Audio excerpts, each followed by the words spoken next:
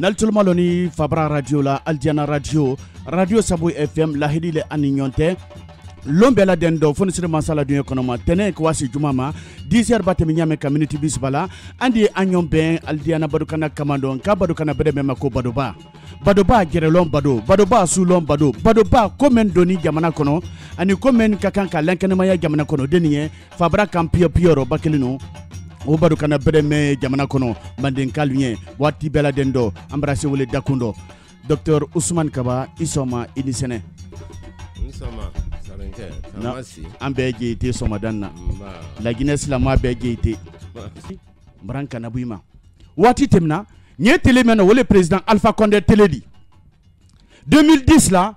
anki ni président Alpha Condé gini kayele la ikase do menke RP0 président Alpha Condé nye Amadou Adabadin Susuma kuna ye temenoni mbrala korosi Dr Ousmane Kaba ani président Alpha Condé aldate flekelena watinna kabake nyafe kabiba ko na damne wolema bani wokono rofliye molla kunu yiteri letre Alpha di bibindo itirite sa ko nel konte dankelena ni masoro ni dalu jumane fe ntarenke ni isoma jeite yani ye kuma damna anye ala ko nyumalo ala men ka du dan ka sanda ka banki lim saren fana dan na ki ika an kabalu uyato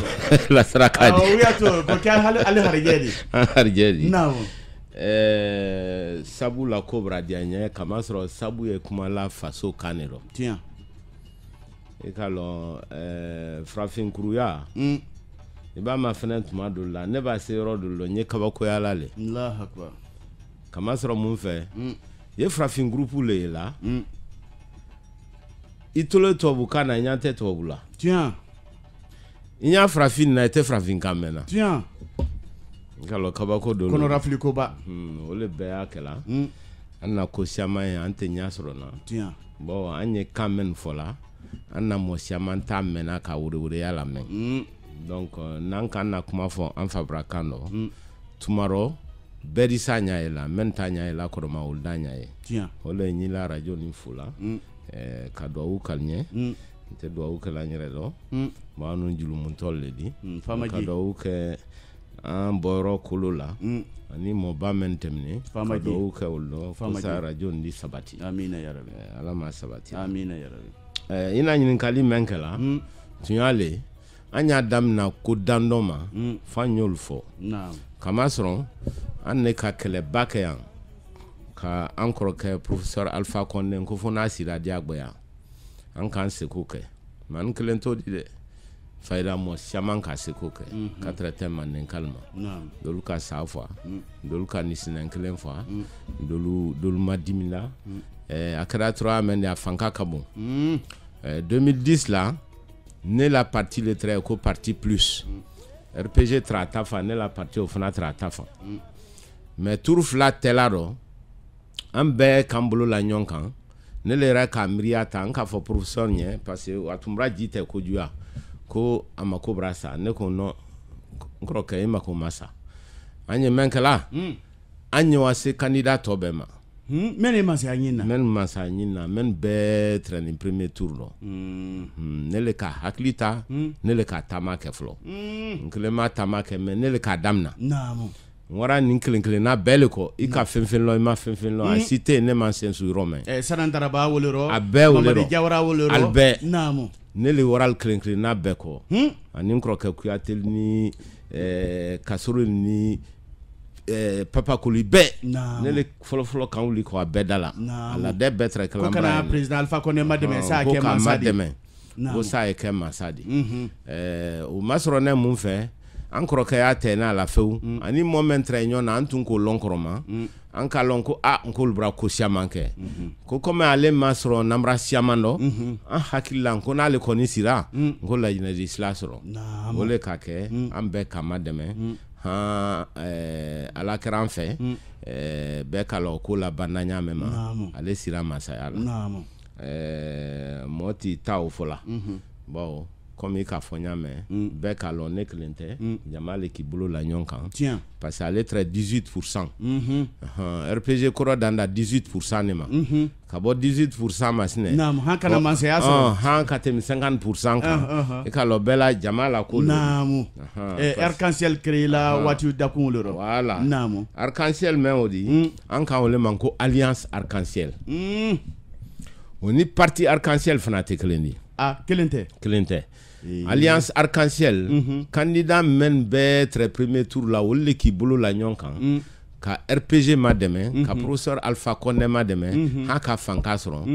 ne ka men tama dam naudi, en ka ole manko Alliance Arc-en-Ciel. Maintenant 2012 là, asi ko sans flauko, ma kanera le ka kuma damna, ani professeur yere kanyambulo la nyonkan anya la partie ma demain. Kona ye fankasron ka ye ke parti baklendi ole la partie be la réunion kamtu anka ole man ko parti RPG Arc-en-Ciel au kra 2012 sans flatemnin ko kabo RPG kana alliance Arc-en-Ciel RPG Arc-en-Ciel kana RPG Arc-en-Ciel parti RPG Arc-en-Ciel là dans 2012 ole parti m'entraîneblo parti plus ne le follow kana parti di kala RPG kan kanyen koroke mademe ko sala mansaya da ka diaro alkana se ko juya namu kama sura kamiria me ira ka wati parti bisaba le la réunion kan ne le la parti tra parti follow di ko parti plus ne le ko di nyo fola muna parce que wali malom balia me akuro ni ma nya fo molte sanya ila abadan bon au kra 2012 muna ne ni encore que Amma Ben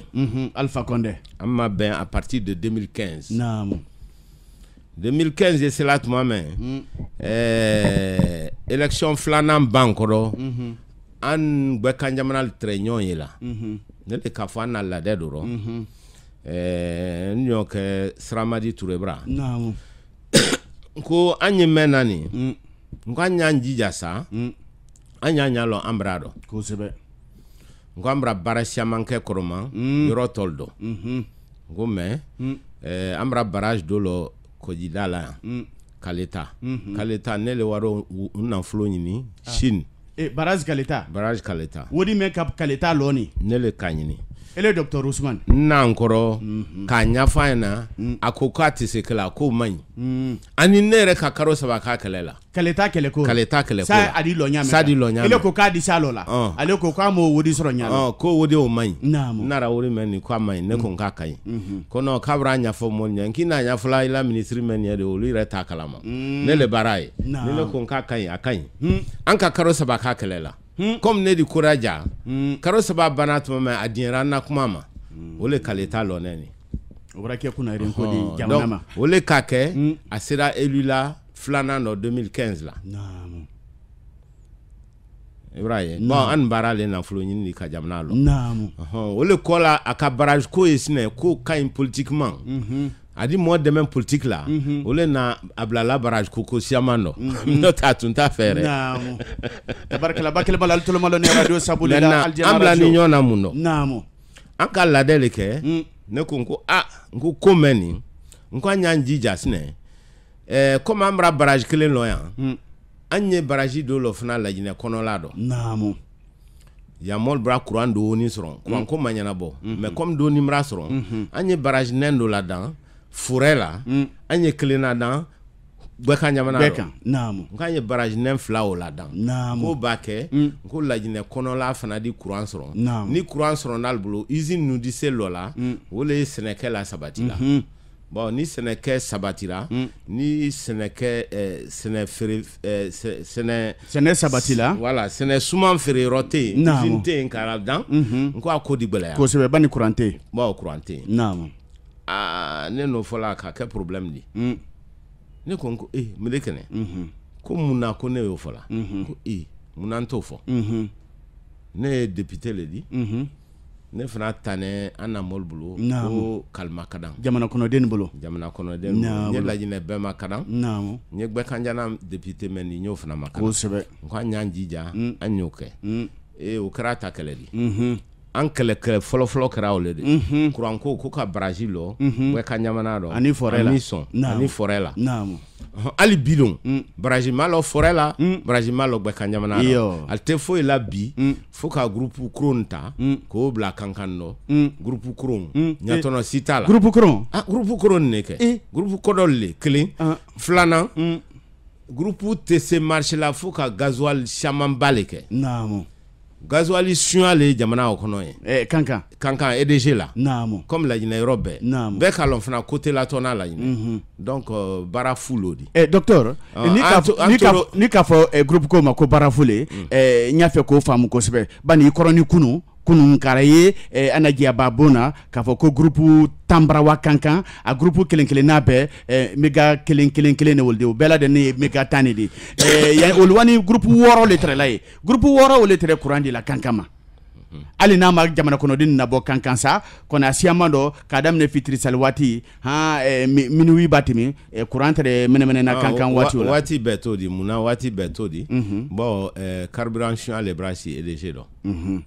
son ne carburant suɲa la tuma bɛɛ k'a feere an nɔ ye jamana mɛn dɔ latɔni si tɛ kala jamana nin kɔnɔ donc bɛɛ k'a lɔ i di so la fa groupe la o kɔrɔ tɛ ko mɔlidi courant sɔrɔ wala courant tɛ yen o le ka kɛ an k'a fɔ n ko ka baraji le ladan baraji da man gɛlɛn ka baraji ladan forêt la ka ladan bɛ ka jamana na an y'an nɔ kan fana kan kɔji dafɛla courant doni ye courant ya futa mirini siyaman fana ye courant ye i k'a lɔ courant julu mɛn ye bɔla Conakry o le wala hama mun ka yɛlɛ labɛn ma o le courant sɔrɔ donc groupe fɛn b'a bila Conakry yan baraji fɛn b'a bila yan o courant kelen de wala ka tɛmɛ Pital ni label kan donc futa do sɔrɔ na courant futa do sɔrɔ na courant dɔ Baskɔti ye do sɔrɔ na courant dɔ même tɛ fɛn sɔrɔ na fewu o le forêt ni bɛɛ ka ɲamana de donc falo le ɲa ye an ka o le ma ko réseau interconnecté tubabukan dɔ filijulu mɛn bila ni ɲɔgɔn ma filijulu bɔ ni Conakry yan ne ka tɛmɛ Kindia kana Mamu ka yɛlɛ Dalaba ni Pital ni labɛn ma donc groupe fɛn yan n'a lamɛnna olu bɛɛ di dɔ sɔrɔ a rɔ baraji fɛn yan n'a lamɛnna olu bɛɛ di dɔ sɔrɔ a rɔ o le ka kɛ ne yɛrɛ balinen tɛrɛ parce que kɔn na o karo saba le ni professeur ka baraji kura daminɛ Pita a do courant tɛrɛ Pita courant ye Pita n ka fɔ ko ɲuman le b'a kɛ ne Laginɛ mais n'o tun kɛra bɛɛ ka jamana ni forêt rɔ o le tun ka fisa a kɛnɛ ni yɔrɔ dɔ courant ye yɔrɔ min dɔ kɔrɔ ma Ibrahima mais a b'a kɛ Pita koju t'o di mais an ye ɲɔgɔn na mɛn dɔ n ko ka do le kɛ bɛɛ ka jamana ni forêt dɔ a bannen olu ma pewu ka la o kan bɛɛ ka lɔn an na chemin de fer ko kɛra ɲa mɛn train militaire le ka train ra bɛn yan Dadis ni Konate o le ka kɛ train ko tun bɔra signé fewu ko ka train kudakudaya a n'a mɛn kɛnɛ kɔrɔ a ka président Lula invité en Brésil président parce que brésilien ne tun kan k'o kɛ an wara o kaba fɔlɔ si an na san kura-kuranɛ ja o fana saboté yɔrɔ o saboté di après aliko la lɔ i b'a ɲininkali kɛ ko mun na ko non ko différence mɛn y'a fila tɛ train fila tɛ k'o ye mètre kelen de di k'a ka kan ka kɛ mètre kelen centimètre 40 1,40 mètre an ma ɲa ye ja saboteli le tɛrɛ k'a la lɔ ɲa mɛn n'o tɛ mɔgɔ min ka mètre kelen bilali tɛ o de ka ɲi mètre kelen 40 bilala tɛ centimètre 40 o tɛ foyi di o tɛ foyi di i di mɔgɔ bila côté dɔ na i di mɔgɔ bila côté dɔ na ja o fana saboté le tɛrɛ rɔ finalement hali ka brésilien olu gbɛn an na chemin de fer ko fana tiɲɛra ten de foyi tɛ kɛla nin ye tiɲɛ gbɛn mɛn di donc an kɛlɛkun fɔlɔ lo di kɛlɛkun filanan kɛra mun di janvier 2016 la ale kilo yan ka Manikal neni ko cadre malinke bɛɛ malhonnête ko Manikal y'ale disi la gosi la ko Manika ko bɛɛ laran kan yan k'an sera mun kɛla ka kɛ kuma caman di a ma bɛn ne ma donc an k'i kumakan mɛn waati an ka lettre sɛbɛn ne ni n kɔrɔkɛ Jawara ni n kɔrɔkɛ Sabane n k'a ma di an ɲɛ donc an kɛlɛkun filanan kɛra o di a ma yafa o fana rɔ an ma bɛn kan kelen ma an ma bɛn kan kelen ma tɔlu foyi ma kɛ o la mais ne a ka ko saba kɛ fo n ye don ko saba yɔrɔ joona tɛmɛna a ko fɔlɔ hali k'an gbɛn RPG Arc-en-Ciel dɔn n yɛrɛ la partie la danɛ hakili ala na parti plus le traro Naam. al kan gban ali mama yininka kamo mo krikralta ul ka mone do no ko elo kumra gban naam ko ban ki la ko da siure kasia kumra fonko amra mol kanane kaba ko bale la yinani flanan ntre bara mena assemblée la kambo bara obela mais amasembola député ala ba Jamale mo kala député mais bara men trembolo bara men trembolo assemblée européenne fana la ani la jina assemblée la akambo la ko flana no di ako sabana awrana école luko ko fa bo beratien non ele mamena na ele se to ratien la non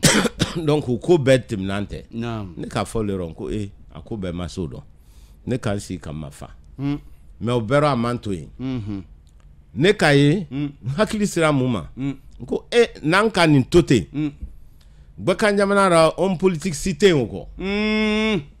abraba bela fente ko ngro ke kuyate wo yan lansana kuyate o te be ma ke obragbe moso aman kamra tuno fal o yan o fana bragbe moso ngro ke jawara o yan o man kamra tuno lew akeno yate ko na kriya na jonye ko ngai lason ay docteur Ousmane Yelason ko ni manwuli anye parti kudala dan akodina gbeleya kama soro mun fe arabadin mena masaya to la mawe ala taala ledi arabadin sila masaya te to ma ba temi sambise na ni ala la contrat babanlo men an keto mun kala andi ke fartane ni fona na frada la nyine katol bete parti siama la nyine robe munagbe kanjamana na parti su te sekala memba uli bri aloka memba uli bri aloka o di bodo okulo finalement aldi moban même manen kale ko kala kana moban mo fero tiens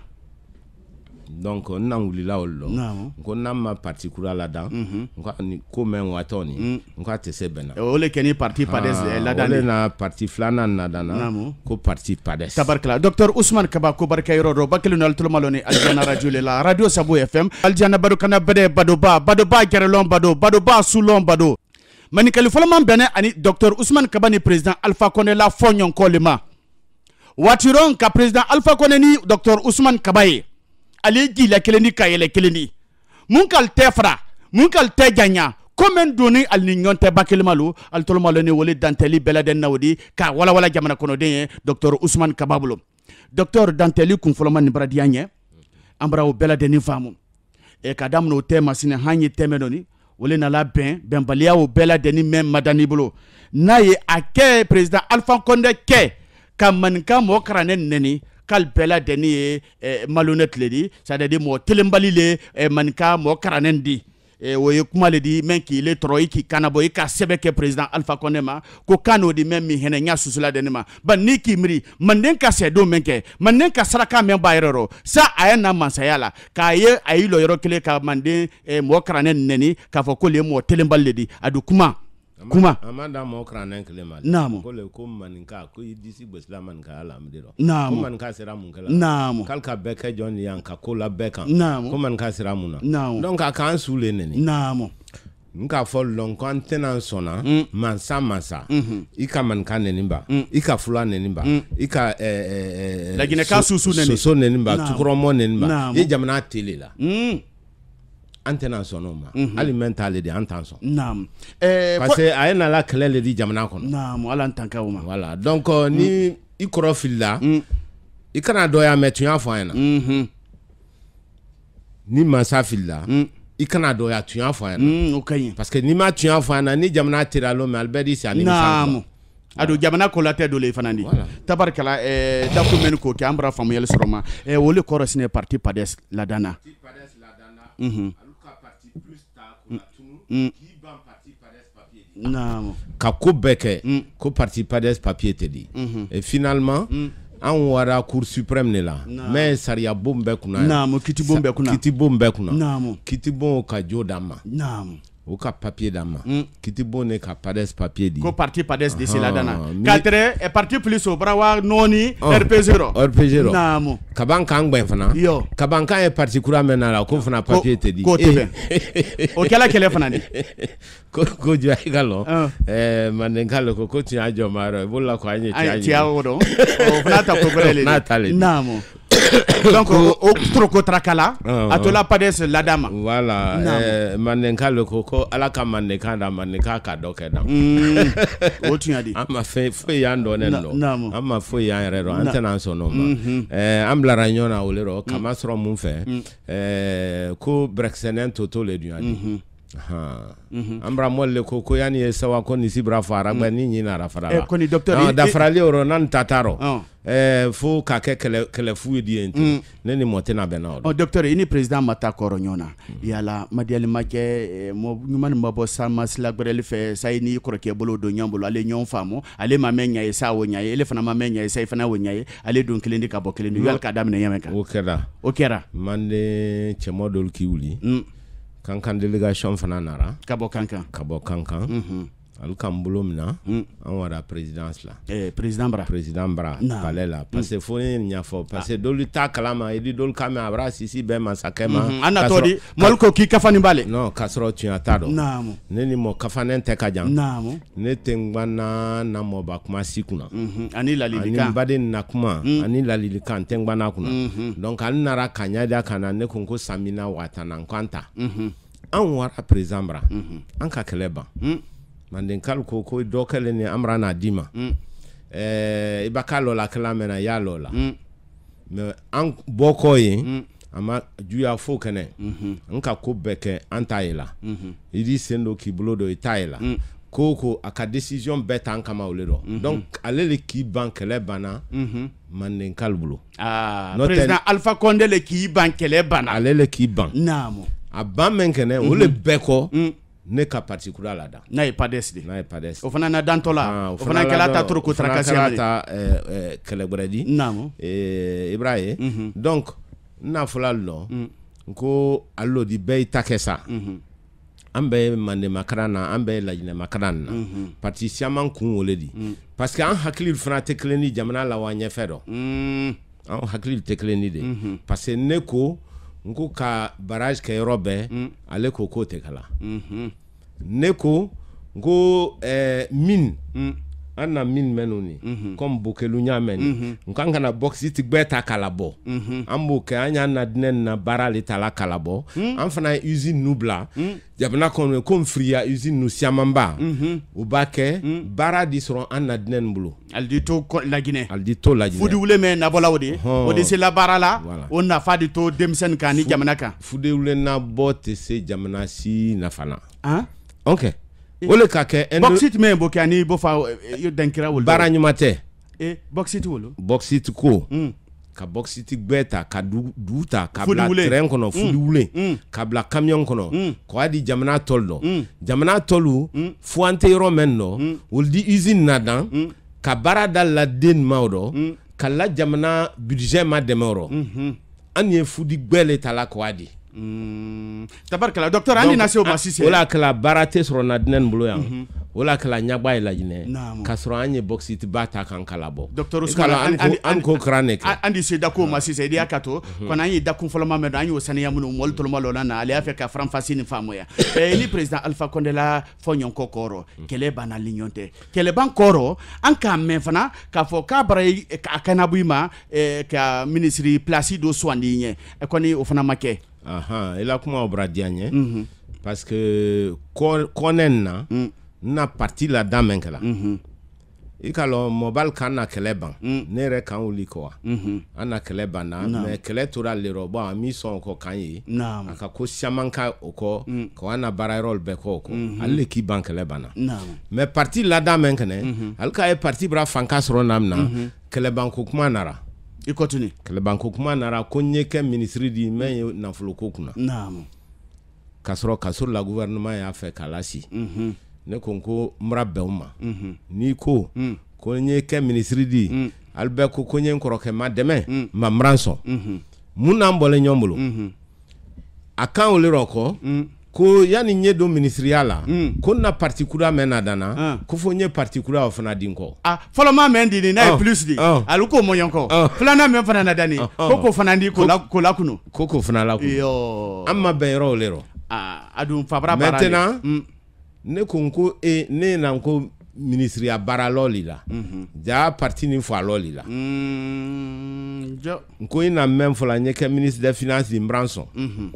ko me kana parti di internation no ma go donc ne loti la ne la bara loti la men lo ila ka parti ni fana la tunu na yo parti to la tunu ni nyameka abrabang be kan jamana parti bela parti clé me ka la tuna ne ko ko kumate ko ne le ne bradien la ministre yako ni kuma fo la muna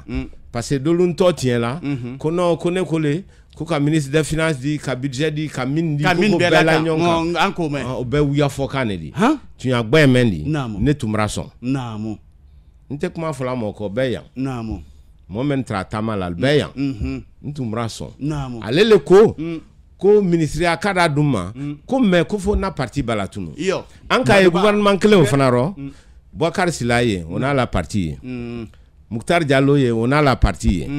Ibrahim il est donc ko fo la partie balatunu ko nindi do gouvernement no gouvernement ne loy là-bas partie de la tunu loy bon kaka abadi flaqué badoba berako le soué radio sabu anu sini tunyalima moba tunyara te jamanye e kalon do diate ti accès radio sabu côté do nayande tabarkala bele fona wodi namo tunya gbe woledi namo ne kuma men fola ta fola mo si bali docteur tunya fana mendi an ka memme la crosil boloma ko président Alpha Condé bra kanabo docteur Ousmane Kabama ana do kasor la gouvernement do ko ka ke ministre de koni qui ka ministre portefeuille sabahana ni makili ministre de l'économie et des finances budget woloro mini woloro koko beta ko ke ministre bon kelendi koko di kilema ko Alpha kan woloro sino ko ka kele ko docteur Ousmane Kaba fanante la Guinée den kelendi ko la Guinée ka kasia woloro ki la ministre ya mabo igalo fanka e guya la me brakataro atemena o tiari namo guya gbelo namo mo si te so vola namo donc anitre pades le ka anitre pades le ka na ministre ya lotuntala namo d'ailleurs nka sanje le ka président la ya manka ministre du ni na krankle o letani donc o te tabarkala docteur Ousmane Kabambra famille soro ma badukana da kun flana medicine wole na tolore ila parti ban na parti pades la dani watigma ala dani bite anye watigel doni asamfla ni doni neni c'est pades la dani 2017 namo mais alhamdulillah samfla okoro pades bridaja ambra na bureau la si la Guinée robe robe samfla kono préfecture bisabani saba anya bedo docteur préfecture bisabani saba anya bero ikalo pades ici a kunyo flappé kunyo fla 2 semaines on aura élection locale do na communal de na mo ani communautaire an ka conseil biseni nani ne soro faila entre parti nanna ne di kunyo fla ko do parti la dan kunyo fla a kunyo fla al ka conseil mo biseni nani soro biseni nani jamana kono ba fanyima jamana robe an ka do soro futa tuntunu an ka conseil fla soro namo an ka do soro forela an ka do soro koji jamana ro an ka conseil do soro ngba kan jamana ro mais an yɛrɛ tun di tɛmɛ kan n'al tuma namara la kan jamana kono namara le siala o le bɛ ka kɛ kan ba élection filanan nin ma mais an de n'o kuma kɛ namo donc san fila kora conseil bisi ni nani sɔrɔ an bansa na a compte bɔla nin an bara bureau 2000 la si jamana kɔnɔ pades bureau 2000 la Guinée jamana kɔnɔ bureau 1000 fana kan ka valider kunyo fla sabakoro dobra ke docteur ka ana kuma mesise ko ti akene ti afero dondi ate na la sorona albakal tonda tala ko ko gida fela préfecture men kono arado sabudu wa ko asiria kolma men foiro ani ko men fana terrain kan andi na kana seria ma ko men bakaro andi na kono wala jamana kono den bela de anye bureau men nasila o ragbe no mambale ba wana page Facebook parti a sebeni Facebook le parti PADES ibako kan ala la télé anya wala yororo ikalo si c'est dunya bra élément mo cité kuma fallait kun fait mo photo ni bureau lu anna bureau fen kala abe bola na site docteur mo karanen talo di kon alba kala wala village law ko nala sona radio sabu kala talalo anya fe ko asiriya kolma jamana kono laro ni man sabadiera bignolo ni man sabadiera amra bureau birika jansi forekaria frontière la al tolma lona na te pamala pa han free ton so voilà pamela fan ol fe Allah an na bureau biri kale ente Kindia sous-préfecture Kelenkilena Bella an na bureau ye ol fana tolo maloni on a district la Ibrahima yo Kamsar jamana kono kolabo yolu ani boke anya kan Fria jamana kono Alberto maloni han telemele an bofa maintenant Fouta ere kadamna labe maba telemele gawal anye bureau la sikan robe 4 darabal ni fen bema la yine bele forêt la fana zéro kure ana sous préfecture moumé anya robero ali yomuna sous préfecture moumé 4 te gbekeduma 4 te masantama semaine maintenue semaine kunyo fla entre masanta an kana conférence préfectorale ke masanta na la 14 sous préfecture anya bela donc kadam na gbekedu 4 te siduma la jina robele be kan jamana me odi anya robele docteur ye publicité le lan ba ye kisele folani alors nimra wara le den hankilima bani sanfla parti la dans sanfla no ka jamana la fo nyane ma nya fe kan inkise nya ye alors moli ko tala jusule la hakil le duadi be man kan fana tiens voilà donc la jina kalu pades le fana diane la jina kanye mba mol mayin kan ko muna pades jalal anya délégation men masorona alu même fola Faïda wole akundi bon la jina kal be ko le mutu surtout à jeunesse kuna ko maintenant ko politicien menu na la ka kuma fo wara kalte donaro ko même rake ko bra wasake ko momo ba fo mutu qui a fait ko kala jina nya moya nyanyini kaldi ti mayin ka ika mun kala jina munu ika mun kay jirenye ika mun kay jamnanye yana yi lobby ko ne afa ka ke mansadi kudu donc mol hakli brala ka ika lo dinen hakli brabu ya antadi bi donc demsen no le jatila ko mo même make mansadi abra ko fi ananke make mansadi abra sene hectare chemeri ka ke kisidul ni kankan no ay leptan lola kono kera mansadi lo me ko jamna da era so alo le fulanye mo le funa kala parti pades ye wala robe parce que mol le wilali renya bi quoi parti pades là c'est Allah sur msenen bela men ko salgurana krana wuldi wuli kalgurana kranye men ni sraka bo pades ni ikalo la jine ka ere kalama momen ya jila ko tolu jiminal nunela wuli malirelo tabarkala docteur Ousmane Kaba président parti PADES fondateur université Kofi Annan bakelmalo ambra familiali roma nala sona docteur Ousmane Kaba ambra familiali soro ini président Alpha Condé la teria ani alla fonyon ko men bela de ni temnero moti se kono nyana makaskana de la ajirena an ka memme wayata sidi maintenant memme na ele rekani kraro somodanna ambra wota bane boni le rekani kralero jamana kono dem be francini fabra kam pioro kal tolmalo ila koni bi ini président Alpha Condé la fonyon koro albra ibrabo atrofe sectoria député ya au Brabant ibri sembo RPG Arc-en-Ciel do tentendo anya benima ini FNDC le fananti asi la nyon tamanka FNDC dun o fana ye décrou le di parti décrou ni société civile décrou balé men ye constitution kuda contre la nya gregrema troisième mandat ko kalta fait ka mais alta fait kaye ele ni décrou wolle bolo do ni nyombolo monela boli la kalo président Alpha Condé ma ba banata juma ni lola dona FNDC ro ban anyi yela o jama nya fait teleflando ela kuma obra dianye parce que baro le kapsa makuni namo ni arabaden kumara nyonye aldi nyonya ye na bana yin yela so ko men done o di blagbero be hakli da la fo d'abord nyadam na la député allemand be kay en ekle ne bora député aro assemblée nationale anko soro noro moraro muna ko anna manda braban awajibi yan tabutu voilà ko opposition député le bena malheureusement UFDG député le maçon UFR député le maçon donc kumbre le trawul tala mais ne kon kamel on ko men na mandat baban parce que jamal mandat dilima ni la mandat dati sera il est boy il est clété la ina kadi la ina kalu mandat bre damna namo donc wati Allemagne ye malbe kanya ye bi Samina Watana kuma flana FNDC FNDC la dane kunyumana la dane kunkelen pele la non ko ka troisième mandat kele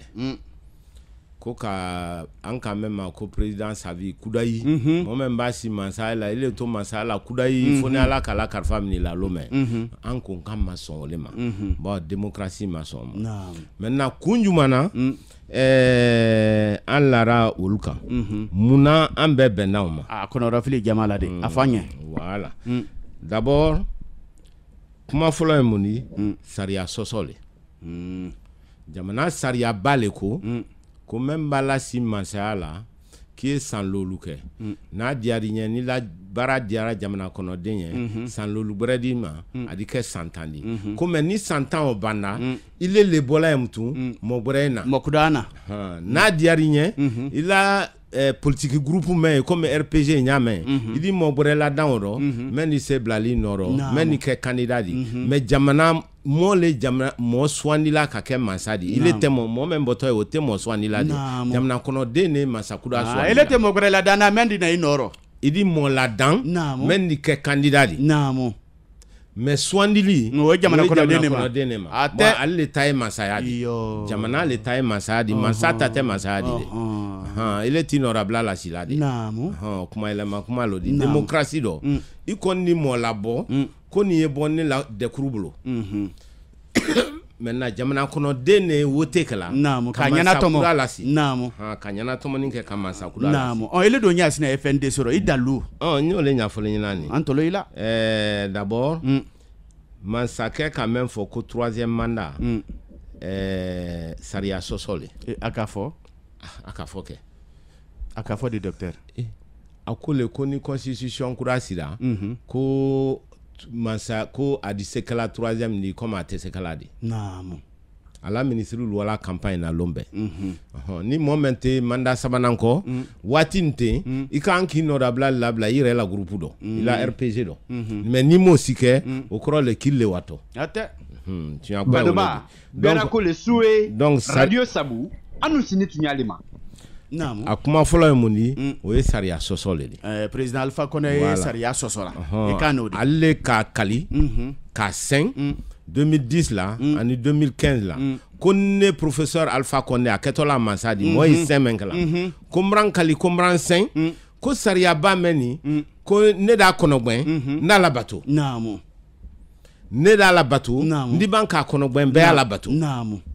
aki kali ko fla ate arabadin ana molo lo fola ko moni soro nyonko ikalikan sarati lema ni kalikan donc abra kaliko fla namo sarati lo defo sarati lo di lebri kali saria kan kidi obuya namo ki idi saria o konogben mais ni le yere folokera o konogben ba o konogben na tiedi o saria tie ba di namo kunkule no ko docteur yala kunflana président ka foka ada présenter troisième mandat ko aka foke ala ministre beto le fola ni jonkale rinyana kumaro mais koni ne koni ne mame Alpha Daro muno koni Alpha Condé allez voter nye troisième mandat 2020 nya fait kato mansayala non il a fola nyame atesa folate ba le kaloko Saria Sosole ma ye koko kela o be wala wole da seriala o be campagne di nam molu plakita la ko troisième mandat ate fenfo ala ministre lu wala sokono ko troisième mandat ka jamana na flota troisième mandat ate fenfo donc akalonko ayole ko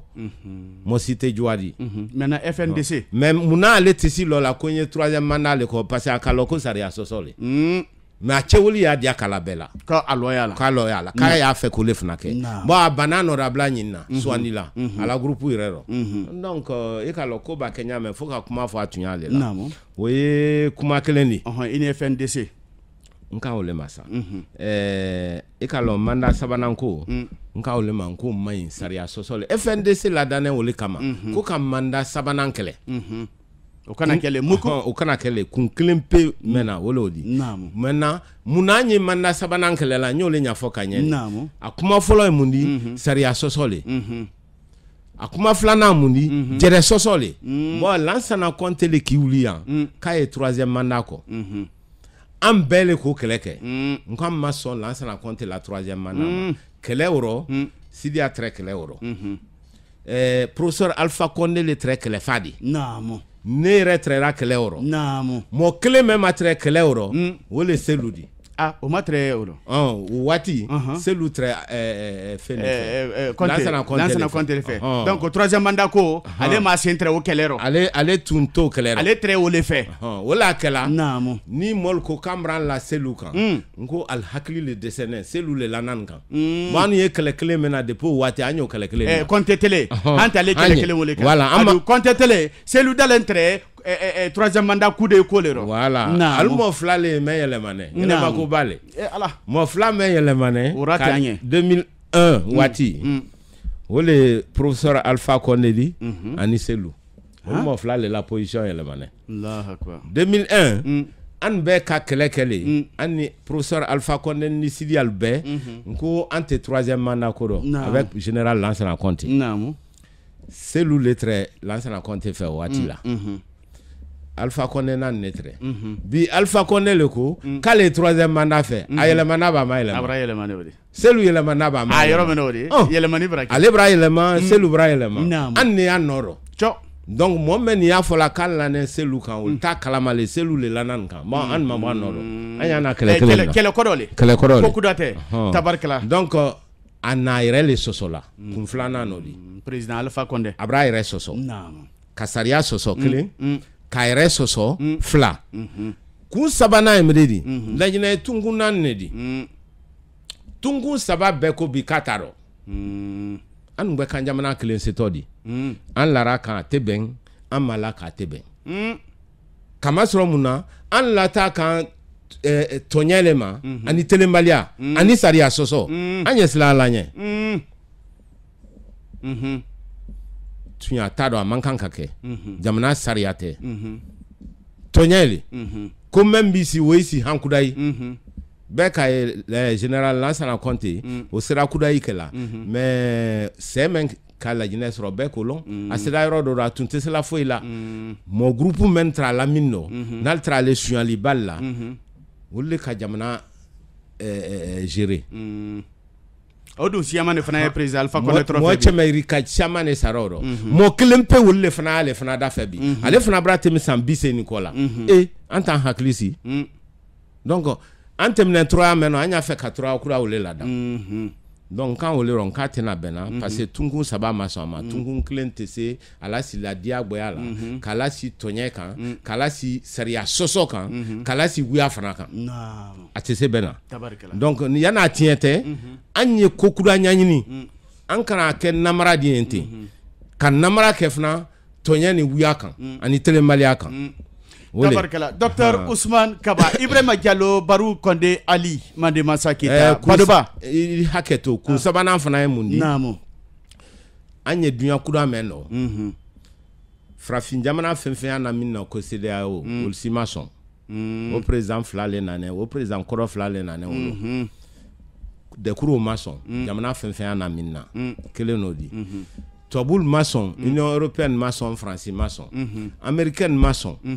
Dunya euro si mason. Ko président Alpha Condé masaya sabana fana nyini. Voilà. Namu. An kele ni se dunya kele la. Ikalo tese bana. Obalema. Docteur Ousmane Kaba. Moba. Donc jamani. Ikalo ndundi ateti aksefero.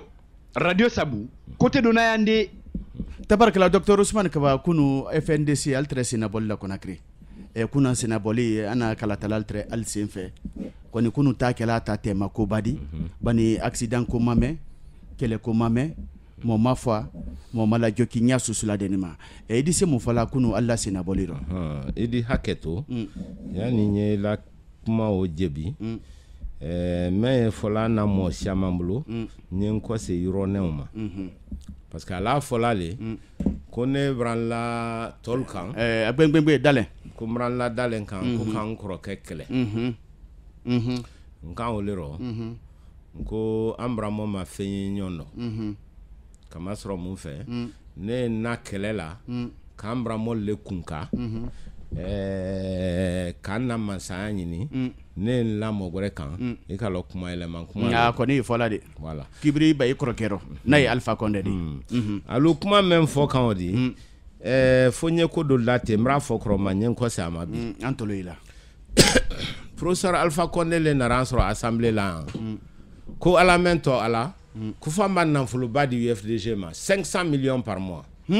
k'o kɛ sariya de et Alpha président Alpha le kofɔ ale k'a fɔ assemblée la député le ɲɛkɔrɔ assemblée la ko chef de file de l'opposition n'a ye Cellou Dalein de million cɛmɛlolu karo k'o kɛ sariya de sariya o votera RPG ani UFDG le k'i bolo di ɲɔgɔn ma an tun ma sɔn mais ale ka sariya o latɛmɛ k'o kɛ sariya de an bi o sariya kelen de ye sariya wɛrɛ ma ta minnu karo million franc-guinéen million cɛmɛlolu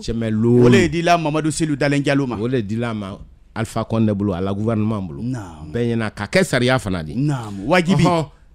million cɛmɛlolu n'o ka bon mɛn hakili ma o le y'a lɔ k'o kɔrɔ le ko miliyari 6 san kɔrɔ o kɔrɔ le ko moto 1000 san o san gouvernement ni Alpha Condé di moto 1000 san k'a di Cellou Dalein ma. Allahu akbar an ye kuma fɔ an ni Ala la donc million cɛmɛlolu moto 1000 sɔn kɔlo de moto 1000 sɔn kɔlo million cɛmɛlolu miliyari 6 le t'o di san kɔrɔ naamu miliyari 6 moto 1000 ne sɔn kɔ t'o di i ye moto 1000 di la mɔɔ mɛn ma parti mɔɔ mɛn ma parti mɛn ma i yɛrɛ m'o di la parti ma de RPG t'o sɔrɔ la k'o ta k'o di parti gbɛrɛ ma mɔɔ min ma ɲininka la bi mɔɔ min ma ɲininka la sini ale le teri ye b'a an ne teri ye ni Alpha Condé le teri ye Cellou Dalein de n'o tɛ Nalu le teri ye Cellou Dalein de bani Alpha ye million cɛmɛlolu di la Cellou Dalein ma karo bani a chef de file la de naamu jɔn teriya de an ye kuma fɔ an ni Ala jamana kɔnɔden ni Ala tolomalo de a ba ban sisan di sila la ka anu yale kilili kɛ mɔɔ min ye Moriso di la parti gbɛrɛ ma a sinna ma ile parti ole ma dɛmɛna ba ye ko gbɛrɛ la ba kelen no Ala tolomalo ale ni jaabi kuma fɔlɔ lo de naamu parce que fa ye kuma fɔ an ni Ala tɛ la an kana i b'a kɛ kiti tɛla ye hakili la i kana ta mɔɔ la kuma fɔta ma i y'a ta cɛwoli ma cɛwoli naamu tiɲɛ a kuma filanan an bilara ɲɔgɔn na a yɛrɛ ma mɛn démembrement mɛn sinɛ nin n'a ye senni di ali kira ja ka UFDG le la mɔɔ siyara ka tɛmɛ an bɛɛ la parti kan lajinɛ yɔrɔ bɛɛ a RPG ni UFDG olu le la mɔɔ siya n'a bɛɛ di mɔɔ mɛn taara Kintiɲa mɔɔ 13 ye UFDG di mɔɔ 7 parti 3 der'o la PDN UFR PADES an bɛɛ dera mɔɔ 7 la Kintiɲa sigirin tɛ ma mɔɔ 13 o bɛɛ kɛra UFDG di recensement bureau min sigi Tintiɲa recensement ko tɛ démembrement de CENI même ka wote kɛ ka wote kɔntɛn ka kunasi o waati la an ka fɔ kan ma bɛn dafaralenw ma CENI ni gouvernement k'a fɔ ko Cellou le kan ko ta ko UFDG le kan ko ta alors que sariya ko le ko ka dafara démembrement kan na ka dafara parti ni bɛɛ ni la résultat bɛɛ ni la performance yɔrɔ kudunɛw rɔ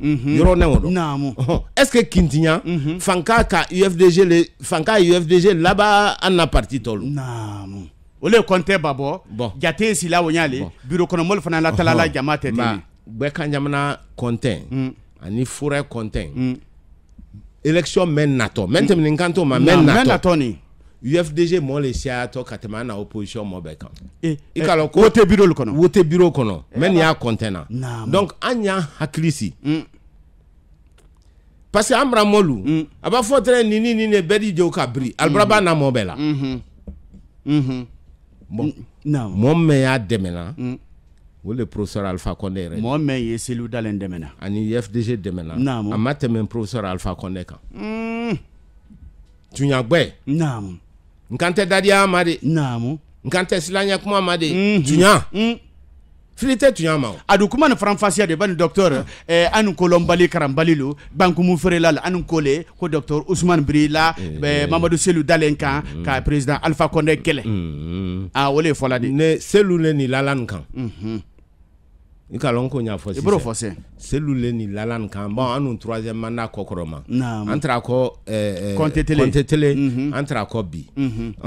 kuma laban yɔrɔ min di 3e mandat ko rɔ parce que ili dol ka mɛn ko Conté k'a kɛ k'a don bɛnna ko munna k'a tɛ bɛn professeur Alpha Condé fana bolo mais y'a kɛla a tɛ bɛnna c'est que an ye duɲa kura le rɔ mɔli ɲɛ barama tɛ 2001 ani 2020 kelen tɛ 2001 na radio libre tun tɛ yen. Tiɲɛ. Comme an ye radio sous-main naamu o tun tɛ yen. o tun tɛ yen. Tiɲɛ. 2001 na internet tun tɛ bɛɛ bolo. hali téléphone. Bon alors que bi duɲa bara yɛlɛma. Lajinɛ kelen fana tɛ mɔgɔ kelen ni yɛrɛ tɛ. Duɲa bara bila ɲɔgɔn ma. Mɔgɔ minnu ye bɔla bi ils ont 25 ans olu san mugan lolu le ni. 2001 na o k'a sɔrɔ olu san joli ye. Tiɲɛ. I b'a san mugan bɔra hali san lolu le tun tɛ. Hali tun tɛ luma le. Hali tɛ luma kɛ. Même san mugan ye olu tun ma sɔrɔ minnu yɛrɛ. Tiɲɛ. Donc jama kuda le nane jama men tun tɛ compter télé rɔ. Jama kuda ni démocratie o b'o ɲalɔn. Internet o b'o ɲalɔn. Donc information wuya tɛ se da kudu la k'a di jama ma mɔgɔ tɛ ko kalama. O tɛ se kala o kɔ o don tun di kɛ o waati la. Bon RTG kelen pe le trait ye. Bɛɛ trait o le ma fɛn na. Bi mɔlu ye espace ma fɛn na. A kɛnɛ ɲa mɛn bɛɛ da ɲa. Mɔlu ye sabu lamɛn na. Mɔlu ye sabari lamɛn na. Mɔlu ye espace évasion nu. A siaman ba le. Kasiya. Ko la internet kan ko la réseaux sociaux kan. Est-ce que jamana kelen n'o di? O tɛ faraw kɛ kelen de. Voilà donc mɛn kɛnɛ compter télé o tɛ se kala bi. Ni mɔ mɛn ko ko 3e mandat di bɛɛ la Guinée. Kelen i t'i yɛrɛ kalama. Fila i t'i la jamana kalama. Saba i ye duɲa kura mɛn nɔ i bɛ t'o fana kalama. Kɔni docteur dakun laban dɔ sa n y'a fɛ k'i mɛn ka ko dɔ le ma même bara ne yɛrɛ ka ni sɔn tɔrɔ doni bɛɛ ye kuma la Alpha 3e mandat kɔ a y'a fɛ k'a présenter a y'a fɛ ka sariya sɔsɔ a dun han ten kɛwuli rɔ comme i k'a fɔ n y'a mɛn k'ale y'a yira la ko natabaraya la kɔni cɛkɔrɔba ma kunna dakuru ma a tɔ laban na n'a nana ka na sen bɔ don a fɔ hali sɛ tɛ kɛ ji dɔ. Non n'a k'a sen bɔ o kɔrɔ k'an ye kɛlɛ min na ko bra bɛɛ parce que an y'a fɛ le lajinɛ kana ta o kɔ k'a kɛ dictature bɛrɛ di même bana o y'a sa o kɛ fo a b'a sa lo mɛn fo ala b'a okili lo mɛn. Tabarikala docteur Ousmane Kaba an ye nala wote le mani an bara bɔ wote dɔrɔn n'a ye maire wote de kɔni député la wote o sen dɔ référendum ko o sen dɔ président Nasi o fana sen dɔ ele parti kunti le di parti ti le di président de parti le di men to ko PADES yala men natɔ bɛnna i la candidat sugandili ma bolola bɛn juma ye PADES bolo k'a bɛn wote men natɔ kɛla candidat sugandi fana ye tɛmɛna di PADES kɔnɔ. I la kuma bɔra diya n ye kama sɔrɔ ko b'a lo di i la candidat sugandi an ye démocratie le rɔ o kɔrɔ mun di an y'a fɛ jama ba bɛɛ mɛn ma o le kɛ ni parti mɛn kɛr'o fɛ i ye démocratie daminɛ la i yɛrɛ la parti le kɔnɔ minnu tiɲɛ o le k'a kɛ élection ko kuma an n'o fɔ sisan mais candidat sugandi an fana k'a daminɛ an k'a daminɛ di an k'a fɔ yɔrɔ bɛɛ ɲɛ circonscription électorale c'est-à-dire préfecture kelen-kelenna bɛɛ an k'a fɔ bɛɛ ɲɛ bɛɛ yɛrɛ de la candidat sugandi la. Ele tɛ mɔgɔ sugandi la. Non. Ele mɛ parti président. Non. A ɲɛ. Non. I ka lɔ candidat fila le. Uninominal ye. Liste nationale ye. Liste nationale parti ti l'o kɛla mais kelen fana t'a kɛla ni la jama l'o kɛla.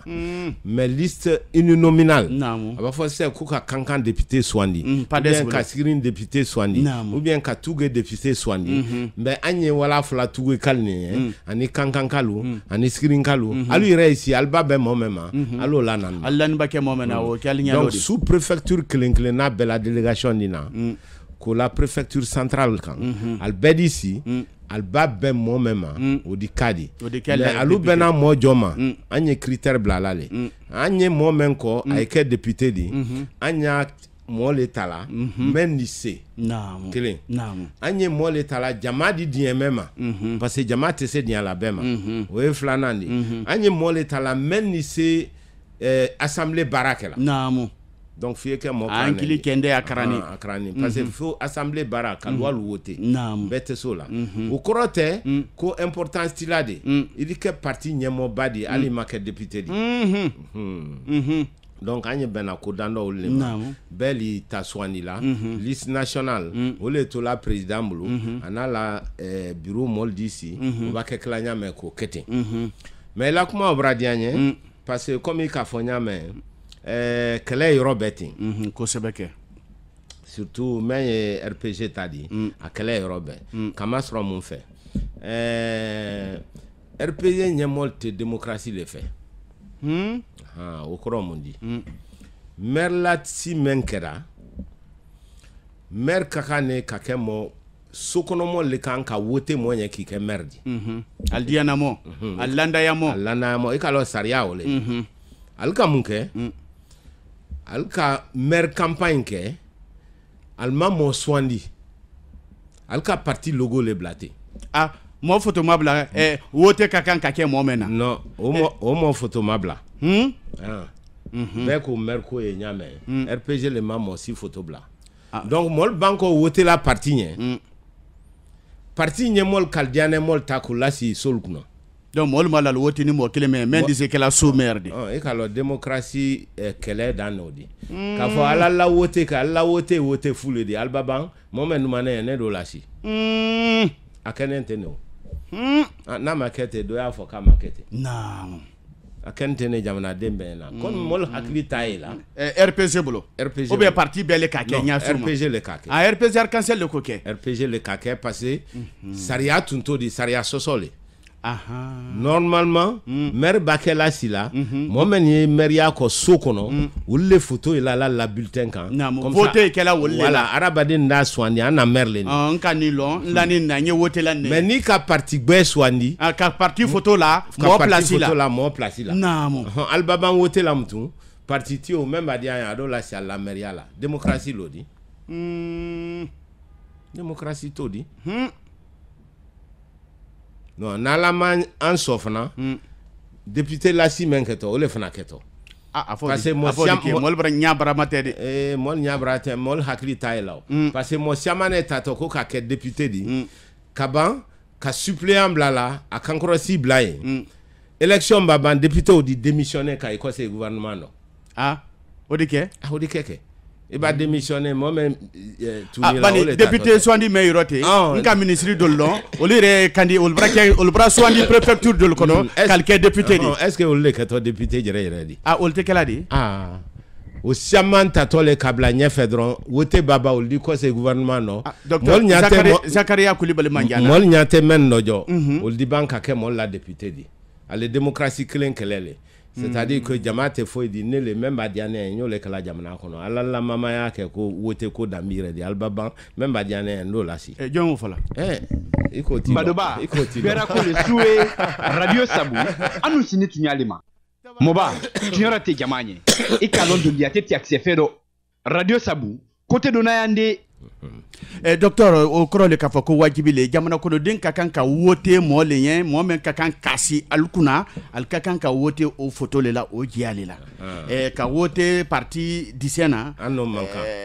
saria soso le fona kuma le di membra brando somadan na kusebe ole don kara ole make naam ole kara ma fo di se kala nin sen fana député soande ndo akodi gbelade mais député member soandi fana Jama ya fo ka eke député di ati kana démissionner ki ko se gouvernement no notale ko clé ne fana nato yo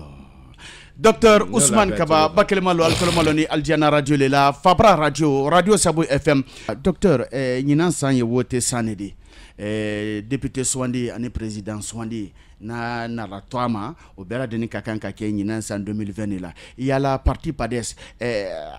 bola jom ben braba alboloba aldi tere ñina san député campagne élection ba ali sifade gumano ne la ñin kale o bradianye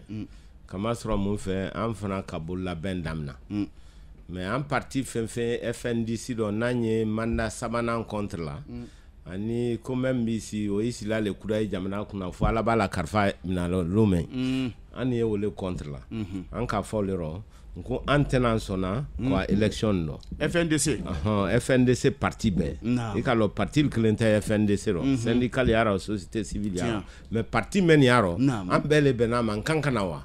an kana son fana election eke mundo faut ka passer ba ko fo ya ko do fo normalement parti be la danale anywa election no an na dane ole kama mais an kole nkwanwa election no me foko dando yi anyolu basi o mo di bi docteur naam ko folo e mundi naam président Alpha Condé ya fo quand était président sa vie ko elle était 3e mandat ko akun folo o le di mundo parce que na kero ko ole na la namran bedi namra juma parce que atun fonne an tun b'a wununkan mɛn ko ni élection surunyara a di référendum ni élection législative ani député soigné a da fila bɛɛ bila ɲɔgɔn na a ko kɛ kelen de ko kɛ kelen de wote dia kelen de o le l'autre la an ko wununkan mɛn naam kuma kelen n'o di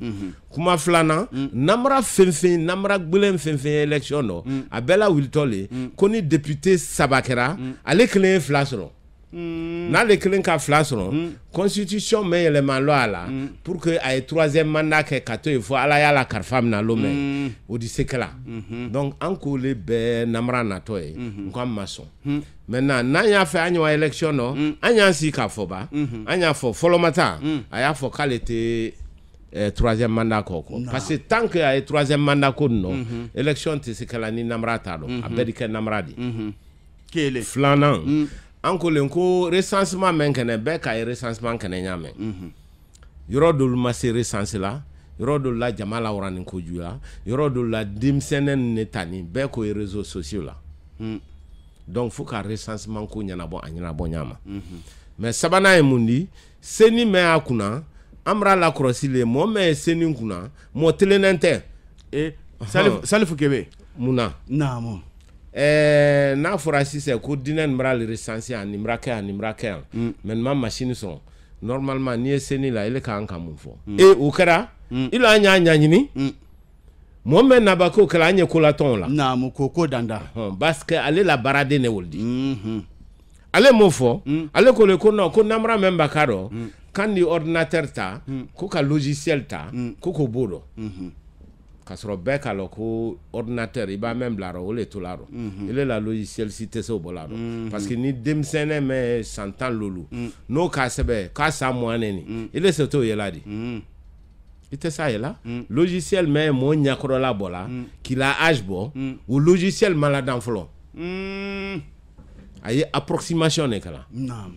mais o logiciel tɛ yen même ni se san 10 lolu mɛ a fila ko san mugan de logiciel tɛ yen mɛ ni so ɲɛnabɔ la teku o tɛ yen an baara le an ne université la an ka ɲa donc i tɛ se o fɔ la o kɔrɔ le k'i ma teli parce que ile le k'an ka ko latɔn i la mɔgɔ min na tiɲɛ la intérieur la ile le k'an k'olu ɲaɲini k'a fɔ mɛ na nin kɛla nin ma bɛn an ye nin natɔn ado docteur Ndama Kɔrɔma ko ale le ka kɛlɛ kɛ fana ko ka se ni président ko ma fale ko ka se ni bureau ma fale bureau bara ma fale bi aliko fana ko bureau fana man ɲi non ni ko kaluko i b'a bɛɛ ɲami o yɛrɛ k'a sɔrɔ PADES ma sɔrɔ minnu donc ne da to kuma an bi ale politicien kelen de fana ko se ni ma bɛn ne da to alu ye politique non i kana kolu ɲami UFDG ni UFR le la représentant ye seni na PADES la représentant tɛ yen i ka mɛn wa n ye mɛn yirakila ɲamɛ n ye UFDG ni UFR fana yirakila ten ne parce que ale fana jo t'a rɔ ko a ɲɛ ale jo t'a rɔ a do falen de parce que ale bɛɛ ko kelen de combinisiama ye ale bɛɛ t'a rɔ an k'a fɔ len ko ka seni kɛ du mɔ siaman k'a diya ka yan ko seni mɛn an kana parti mɔ gansan ta an ye technicien ta ale le k'a fɔ ko ka parti mɔl ta donc ni seni bara tiɲɛ ale sen y'a tiɲɛ yɔrɔ ba ale sen t'a dɔn donc i kana an bɛɛ gosi gbele kɛ tabarikala kelen tɛ naamu dakun saba i bolo ma dansa n'a ye troisième mandat de a y'i ban o ma recensement k'a kɛɲɛ ma seni ko fana ko o ragbɛ n'a ye seni président na ko de n'o dafala ali di tɛrɛ wetero voilà naaninan fana naaninan ko élection mɛn tɛmɛni o chef de quartier la si ko k'o laban i ka lɔ yɔrɔ n'o yɛrɛ diya ne ye n'an y'o ɲɛfin mun na o fɔ n ye ba ale na loi wele ta la k'an to assemblée la an bɛɛ tɛrɛ yen an ko k'an ma sɔn loi nin ma an ma sɔn loi nin ma RPG ni UFDG le k'i bolo la ɲɔgɔn kan ka sariya na tɛmɛ ko même b'a gagné commune maintenant ko ye chef de quartier nommé bɛɛ ka lɔn chef de quartier kan ka nommé quartier kɔnɔmɔgɔw le bolo mais sariya mɛna tɛmɛnɛ nin ko même b'a commune gagné ko ye chef de quartier nommé quartier kelen kelen na o kɛla bɛɛ mankan de di fiyewu an ko mɛn bɛɛ k'aw mankan kɛ an yɛrɛ tɛrɛ o contre la ale RPG kelen ni UFDG le k'i bolo di ɲɔgɔn ma ka sariya o la tɛmɛ kɛ ni sariya o bara la tɛmɛ bi RPG ko o tɛ labanna a jo o rɔ o le ka kɛ Cour suprême ko sariya le sariya bɛɛ ka kan ne ka latama ni te sariya fɛ ye sariya yɛlɛmana de mais une fois ni sariya banna ta la faut qu'à la tama donc ni dakunda ni kambali ala président Alpha Condé na la jama bolo aldi tre wotiro koni ni nimsi mala kambali adu président ye wa wotiro anala jama ye wa wote di sekela ba te sekela nal taro akodi bola ya mais amiri ala président lansana Conté wati de cela candidat kelen pele bola contre la tol mission bola kona la wote kela gagnera kan olema wati le te kleni on mais no fio le nyaye mais no kera ni c'est Alpha Condé bolo haketo modu ko lala le nyoma sukulente wati klente démocratie te nya sukulema jamana fana te se wala ko fait mabe anna kelekela le nkanyo wanyefe amma keleke nkanyo wankofe femen kene secteur telero lansana Conté tunte sola femen kene lansana Conté telero militaire masola femen kene militaire telero professeur Alpha Condé te sola jamana e wala nyefe tini fanye son olema an kana to afala tuma be ko tiera doro kanya tien anye bita fana tien comme do tien na nyame on hakli ma ya to ni almatre wote député wotiro président ni ala parti wa wotiro o di sekela ba te sekela anta hakli ro ate sekela na le ka kel mais tomorrow na ka kel an koni won ke to akele na la député le doit assemblée la woro anna miriato di on no kera woro FNDC ketodi okoro le ko FMDC na combat men kala combat ma ben ni combat ma ben la jina belle ti ko c'est là le jonya kura do kona nya men parce que jonya le o anye sifari men no ni ma fene ama fene kan men kan ko sebe memba uli alo kampra faut la tona jamana kono naam si c'est un correspondant à préfecture bisabani sabale la Guinée bibindo radio sabula correspondant moine kono do préfecture moine kono do kono kankan Demba Keita wole radio sabula correspondant de nka ida krasi la dakumema mentemni kunu li hala mentemna kunu kankan o kala sola kobadi kankan préfet kankan maire ani gouverneur ali kankan sodi kemona no lalo ali kala de belebele le ke kunu ka ben commenter la kankan kunu ko madia alunya nya sosula de dema UFDG siège mais kankan ani boutique siama fana e kankan bakelen bola ku ke siège UFDG kankan ko wa tien siama na se ka mo siama fana na boutique la joki o kala ko le di même ben nya sosula de dema kankan kuna silu mo ba boloma ani administration boloma ol bela de kal kanabo ka barakela wulu ka al kanabo wulma ka jasir malake wulnya mote kono kan nyana makaskana de la agere yana radio sabula kalatala e kankan na e Demba Keita di Demba isoma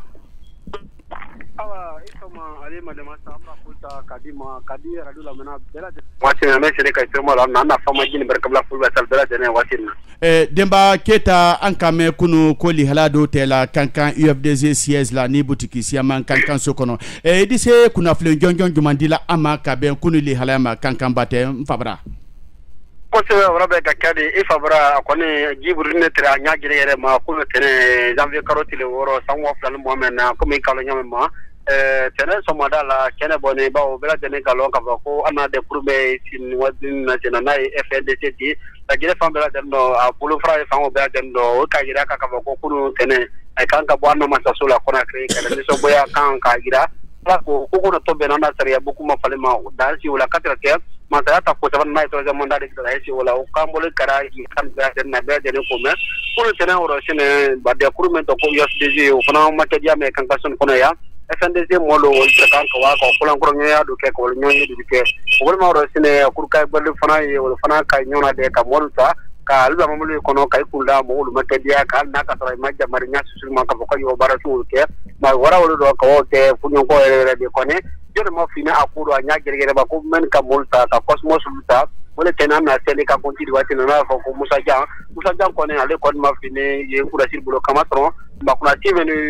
UFDG ti da wol ka ko fa ka le kon ni ale tre dini ni ale ka dini da su ka dini isra ka fin dal ma fran ko tuni ka lo bara su na ba kon na rakata ko le di même mangan wala nya ele ma wa kala ka wa ka bala plike ye ka ban ko tuni UFDG français ko tien ka fin na bo ka o da de na ti portu le fran ko ta ka wol di ale kay ko ci fran ko tuni kay kula min ka wol kara kan marti jaka wara fran ko tuni ka kabala flike ni o mon ni ta nya ele ma o de kidandol fana yi ka fana tien ka kono fen bulta ni kɔni man kan wɔrɔ la ɲa yɛrɛ ma kɔsi tɔla kelen o fana kɔtuni a ye kai kun la fana kɔtuni mobile la kama sɔrɔ a ye tile talama mobile kɔnɔ ka waji a ye kai kun la mobile la fana kɔtuni du dolu ye a ye wara ka olu bara la ka ban kɔtuni ma fɛkɛdiya o dolu ye fana kɔtuni a ye wara ka olu tiɲɛ ko télécharger na ɲɔndɔ olu téléphone fɛrɛdiya o dolu ka o fana bɛɛ lajɛlen tiɲɛ ni kɔni kɛra ko le di même kɔni bi ma bɛn a sini ma bɛn kama sɔrɔ kunnasi do alu ka yira k'a ma kɛ alu lakɛli dɔ bi a ma kɛ lakɛ dɔ sini ni kama filɛ maire ma yamaruya di préfet ma yamaruya di gouverneur fana ma yamaruya di k'a fɔ ko ye baara su min kɛ ni ko kɛ ni a ye bolo ko ɲuman de la o kɔni malo ɲa susulema o le kɔfɛ sini kan ka kurasi fana a ma to sirɔ nɔ alu kɔni kan bɔ kɔni même kɔni kɛra an baliku de a ɲa gɛrɛgɛrɛ ma kama sɔrɔ ne ta sala le di ko kelen min kɛra an baliku de a ɲa gɛrɛ yɛrɛ ma an k'a ye tiɲɛ lamɛ de tiɲɛni ka polisi mobili fila o y'alu kɔ olu lo ni a ɲa bɛnnalu ma tiɲɛ lamɛ wɛrɛ kɔ tiɲɛni su mɛni kɛ o kɔni ka an bali yala o kɛnɛ kɔni man la polisi mani wɔni o de a ye wari ka tiɲɛ lamɛ ne kɔnɔ bin wɛrɛ ba o de kɛra lasumali a han sini an ɲɛ ko ɲaɲini na kɔnɔ an kɔni nɔ ti ɲɛ sɔrɔ n'o ma o b'an kɔrɔ an ka ye a ye kamamili ta ka i kun lamarse jakali kan ka tournéwul kɛ ye k'aw mɔli lajɛnsɛn ala ko mɔgɔ minnu ye a kana kuruba ka ko dolu kɛ ɲa susu ma mais kalama nɔ kɔrɔ kuma dala sotigi kɛmɔ bolo kan o kɔni ma aludiya ɲa susu ma o ka mɔlu kile ka wa déclaration kɛ kalama nɔ ko k'o lase radio la fan bɛɛ lajɛlen ma ni télévision na kuma wɛrɛ tun t'ale bolo k'a fɔ ko mɛn kɛ nin fayida nin bɛra kɛ ko le di kan ka tɔ tɛmɛ di bi kan ka tɔ ta de sini a bɛra sa yiri ka bɔ nin kosu kɔni ma ye kan ka so kɔnɔ yan a don taala kalala nin kosu la ko kɔni ko mɛn kɛ nin kan ne kala dan kuma ni kan kama fɔ a fɔ ne ko kan ka nabaya nabal tɛnɛ kasi la ɲa susu ma ma gbɔnsɛnkira ne ye mɔlu ta ka wa ka i kɛ mɔlu kan k'o bɛ kɛ alu maliya ko yɛrɛ yɛrɛ di barimalu a ye ka jafadeli kɛ olu fɛ tiɲɛ na min ma sɔrɔ n'a kama ko mɛn kɛ nin a ma kɛ alimiriya la a ma kɛ kan ka miriyala ɲa susu ma ana kunnasi fana gouverneur préfet o n'a nɔ la lo o fana bɔra kan bɔ waati n'a kan ko mɛn kɛ a yɛrɛ ɲaɲini a ɲa yɛrɛ yɛrɛ ma o ma kɔni ni kɔni sɔnyarɔ tiyɛri mɛ cirɔ ni tɛ larirɔ iri bila kiti bo ɲakɔrɔba sariya le bɛɛ lajɛlen sanfɛ mɔgɔ si tɛ sariya sanfɛ sariya tɛna i kiti i k'a kɛ kun mɛn na jori k'i lɔ a la jori k'i jamari ka bɔ ka baara su ni kɛ ko sariya ni kiti ka ko kɛ a ɲa yɛrɛ yɛrɛ ma ko don ka taa ne han kawasi wura 15 heures 16 heures la ma mɔli kɔni nara ma don ne jenika yɛrɛ o nara daminɛ n'o tɛ fayida telera a kala ne tɛ a ɲa yɛrɛ yɛrɛ ma ali ma dema sa tabarikala Demba Keita ko barika an biri fo an bara kankan bate ka bɛɛ lajɛlen fo fɛn fɛn dali tolomalo ni radio sabula waati na ko barika Demba an bɛ waati bɛrɛ ni ala sɔrɔ ba kelen lamɛn dali tolomalo ni aljana radio la radio sabu FM alkalo aljana baro kɔnɔ a daminɛ la 10 heures le ka wasi midi waati la kɔni midi bara tɛmi hakato bi walada kun ba kelen malo akadi a di se bɔla mɔ ɲɛna koba la ba kelen malo koba le dun fana ye bani dibira kolu wole kanten ka wala jamana kɔnɔ de sabu ay bo bela de ne famille gengen soron badi ne la fulake Ibrahima Diallo Barou Konde Bakel Malun Kalo la menal presidente ale téléphone koleroni 4 bi badu kanaro kamani kali tra mo ba fe nay docteur Ousmane Kabadi alma bi badu kana dakumenya ye ale kilili ke ka o question mani kali tra mo ba fe nay docteur Ousmane Kabadi al di se kilili ke la frete flamen dola 655 18 60 60 655 18 60 60 numéro flana wole 622 13 43 61 622 13 43 61 Ibrahima Flake nka fon ko jama kasia mol konkon ne fixla julu kante modo sila julu la isoma ele to kabomi itodi Ousmane Kuruma gbesia kuma iblo bon ya ba question de la dozo kama pro antoleila bon ele ko me ele ka bo président bo pro sifo adwa constitution ko di bo mais on va confirmer ko bo ele bo du pro do ko sala ali ba teme ko do ko sala tabarakala Ousmane ko président ko albabo ko tono cité alla bolila ko donc ali bo président Alpha Condé ko Ousmane wote ngala brawa. D'accord. D'abord il y a deux choses. Koflale. Kuma flo mentem nin kankan. Akalon kolaton. Ni kolaton bora jamana kono. Tiens lile. Kolaton balia me lajine. Parce que madame na UFDG ma, madame na rapades le ma. Alka pades le flo siège. Kankan. Qui a attaqué siège là. Albana ka ke UFR là. Pades ni UFR ambeka sebela do kitibona. Ali bidama swaro. alibi almali jabi alman jabi non ita kato molla gbede ni baleti modo l'isla la jama kasia l'air flale ni kuma kan auditeur li a fait 4 ouais, mais allô je vais juste finir d'accord allô allô resira radio Saboulé Badoba voilà ça va si ele to kabomi Mamadi Kuruma kuma iblo Kuruma ke voilà ala te sababa amina brala émission da brala invité kaname antolo maloni la bon alu ye démocratie ro mais démocratie ro développement le quoi c'est démocratie ro kuba masa sa de kwa jamana la ko fe bebe alpha l'anniversaire di ambra be baranya e jamana kono an alpha ko parce que anta ko a ko dum do anya ko so le boto donc an ma mo do ler ana alpha raptation la lajne kono donc an se me fala usman ka waje dar do arano na ta do arano akana do arano da se foi la usman konte alpha kondrula na la datiama tabarkala Mamadi Kuruma ini miriya le falambri miriya me be sawle miriya ro ye badu kanan na wulawle ma ka jamana kono de sawodo miriya do men di kala sababa kandi docteur kuma kan tre dakon lo na e kankan dakon di folo nyam ko se kankan kuma ma e kala kula tombali ale jamana nun ko saraba minalu ani drogelu alu wala no wodi dila wolema ka momli fla sabalafa ko mol attaquer e kankan hein voilà donc voyou le fait parti ko rete ole ka ken ka fon ko RPG moli rete kana uya foi la RPG la jamna nan flo sunyani ikalo alo le kelal kun ko isi kankan kura fra voyou te ulwa mol attaquer alka FNDC ko an kana bonya mema alka damna pades lema ka banka UFR ke kunu ka UFDG ke malman dans UFDG fait made men agbala la alwane mol la boutique le fana te la fait ikala fana kuma bare ka mol la marchandise ilta ala wuli tomma kala jine ka ko do nyomblo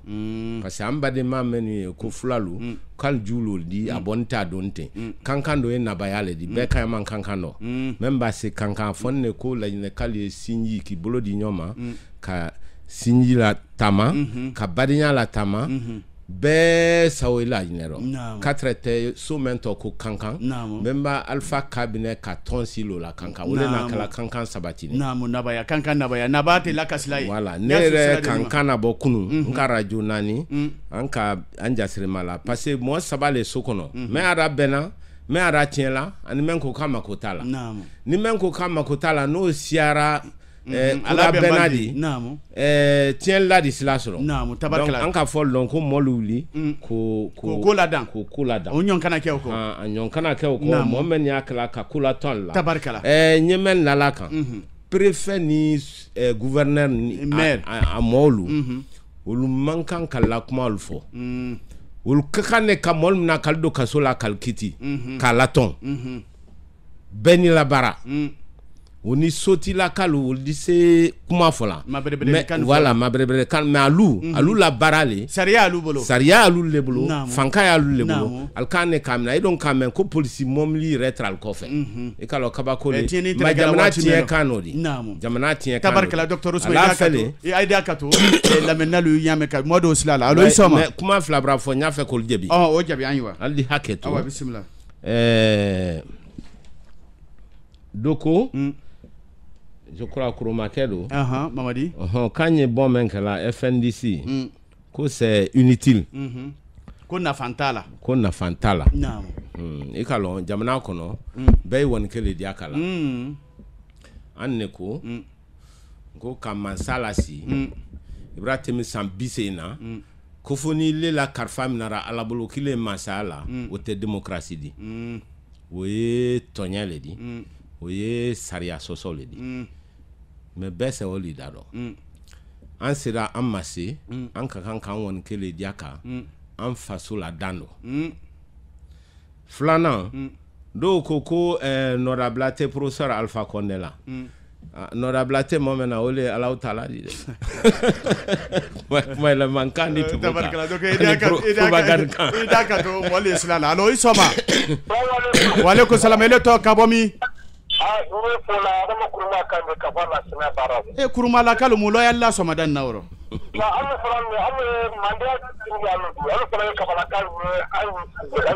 allo de kuruma ke kuma ibolo isaw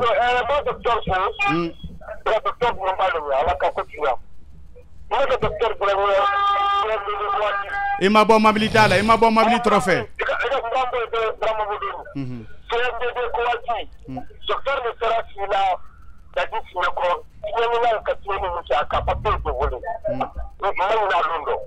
wala non kalama donc le docteur doit naturellement parce que ma débat sur la force la couleur donc ay courage ça mais ata quand ne faut pas quand même le ko alpha ka bonema si quand le troisième mandat ko le fait de jouer 2010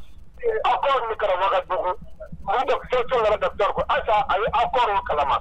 parce que petit frère Canada Ouagadougou alka setu meeting alka kanema donc docteur na koni kala kalama nouvelle drama donc kalama de ça voilà parce que mo session de ça à nouvelle voilà c'est pour cette raison setu meeting professeur Bakone on setu la dama ko ay mo siba si machala moi et ça ne sera rien ko kama fali donc grandement donc allez docteur kalama am fana kalama naka ko professeur fa ko la bara madu donc zero wa mo sene ina ko ni maso mo bakko uma fana docteur manyo naka foto ka parti ayana tasira mandi wa bene ko la dona esto se trata tasira ko ayana kundo a alfe sura program ka rete para unale ayana parti que c'est bon ayana combat ko na balu kande se ko connection ni holu donc ayana prépare adi bela na ka da na ni ke son la docteur ko wale la sura de fueto que me coca de mana seria ma de ma ali ben karo ma de danda ma na ni professeur afoko na classe la bi ça que na bon akama ka muke wa ba ka jamana ma kara parce que seria de d'abord dans ce kuma de là que député du monde de ministériel la bi alors présenté député ya ko la professeur là ni seria de jamana ko na ato kama ka ke parce que quand de kanema an seria de jamana ko jamana la wa se ni ka la classe que barka adama jama kasia ambri kuma kanya yo bradian ye ko sibanye mo ko fananta ka kuma di docteur Ousmane Kabama Ibrahima Diallo Barou Konde wolle krafela allo isoma mbori assalamu alaykum wa alaykum salam rahmatullah ile to kabomi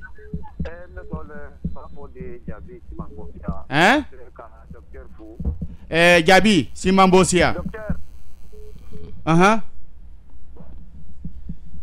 nkalo Jabi kebra wa o madianya nya susula denma adi mo gore fanante silala modo silala allo isoma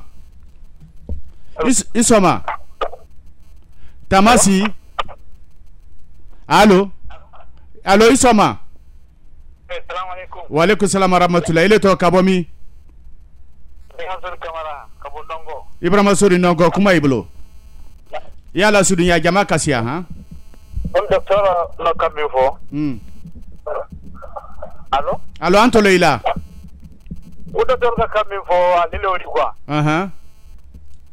adamade yadi ni ma mo ko balerlon melu kalon vraiment e kana touché docteur ka mi ke to kan gambe nyala ala premier partie wa adita ko role mo li afamu ala clipeni la masaya tula ma apuni ko mo kera suguri disa kapokum no do blatam wala o wiyalori kuma yebolo ya fe ka question men fo anya la me bon hakli min le fait alpha ka condition sans ko toy aduma bala be mais jamana la avantage ya olero tabarkala ko barka Ibrahima Sori Kamara ile kankili kito nogo andi mola banta ka kuma ta kadi docteur ma Ibrahima Diallo Barou Konde wole krafela Ali mande masakita bi ani docteur Ousmane de Kamando allo isoma tamasi mbori ele to kabomi Mohamed Keta kilomètre 36 kuma ibolo msarenke wala ni docteur Kabako na afana ifola nataka amani ka question là avant qu'il y ait EDPC créé Atumbra parti de créer, Syria Traro, Alitraro, en tout cas parti B. Radio yɛrɛ kumara lɛro la ko bon ko ibra parti créé alu parti politique ibra de créer contre Sénégal mala la parti ko wodi deuxième question relation moyenne ici était pourquoi c'était bras de mon politique pour l'air maintenant donc c'est les deux questions tabarkala flake ko barka docteur ibra lamen me jama kasia ko nandi dan folo anya bo nyon d'accord don doni bon nka dolu ininkali dolu sɛbɛ namu je crois que Adama Kuruma lansana barrage ko sɛbɛ ole ko accord men kɛla Wagadugu namu ne tun tɛ Wagadugu mais al ka même fanyena ni hakili kɛra ko alkole ko albene memani ko même bala si masaya la ko yani karo woro ko constitution albene mema kuko lati mi referendum na namu kabla jamana den sawdo voilà ka wota kan namu ama foko ka ma falen dia gboya mais ali ba kabla la jamana den koro di sa ma falen na constitution ma falen re ko jute o mais ake wati namu ibana normalement professeur Alpha Condé tun kane ka fo kabana wati ko mranson président yama mais jamana deno aludien constitution men ni ma ben anyo ma fene nyon fe anasankuda mais watola le ita fala ko ka constitution ma fale ole te bena no te ko jute adi se kala fe et puis mra fo bena constitution ko kuma te troisième mandat ko kuma le ba ali sini na tun ka fo ne te mandat breko anye constitution ma fene kelere tun te baro betundi si kama fana soli hina do problème si troisième mandat ko keleli troisième mandat ko keleli constitution ma fallait o kelete nadi ma fallait aletina présenter là keletoro parce que démocratie le masoma comme même bisi il est to masaya la dit kodo kobo il crefe molti il était la foi là il crefe moldi jamna na flo beshuya tabarka do fana ko konele tun kala président Alpha Condé place là ko watin ki tren natimnadi ni ne le contre ne ta hakilo normalement il a parti le là de là kamodano bla il a parti kono kul swani men kan ka loy place là ka RPG ka candidature ni RPG kono ole kan ka ke normalement ole sawabadi mais mon kele mena masa du tama ole aladi kruma ke folo men koko remplacer antay tabarkala Mohamed Keita kilomètre 36 koko wati doro à la folie ro voilà quand tu as parti de la date basité code je crois qu'à contre code les mains coordination démocratique de l'opposition et quand opposition de décrou flale celui dans la décrou lui an fana la décrou an ni Syria ni kroku ya tele décrou kleno celui dans fana la décrou kleno ibranya opposition démocratique l'antadi aluta opposition républicaine akonya idi code yedi ça marche il y a pas de problème mais simplement comme troisième mandat ko nara ole nyefe bi ole na kala mol hakilla ko te adoye Mohamed Keita koko la sana ko te fana man kamera tunu bon on croit que lance ne akoni e Paris al ne bon men kra mamen ngora ye an kan hakili fra nyon kan parce que arabaden kle hakili ke arabaden fla hakili fla afana ka hakili dia kan na fla ka nyame ko troisième mandat ko ni la nyina la wala ko fele démocratie côté an kana do dictature brero afana ka la position ulfo mais muna tenala wala enema nteso franfacia la tabarkala 655 18 60 60 622 13 43 61 Ibrahima Diallo modo sila jula isoma tamasi ele to kabomi Monsieur Kamara Kaboko yambra ko ya ka bela de nifo hank wasi wonki fona kuma iblo Kamara ke nje question mun poser la docteur ya afo antolo ila ko kelen conflit na ale leader la koro kuma le parti politique c'est ya aluti parti créé faut président Bal bon sayara ministre yala président Bal min bon ministre yala wo duli kawa da parti créé al don tu ye gouvernement de tumamina al mafutta kake albawule aldina kana ilo jama'a na ko a boni te a tinite a gouvernement ni ngala alu ti ni kalma oke mune ya lola finke kuma so la tafo tabarkala kabarake aux questions amra o men je vais répondre tout de suite ni se o jabila 655 ya ni nyenyi na ko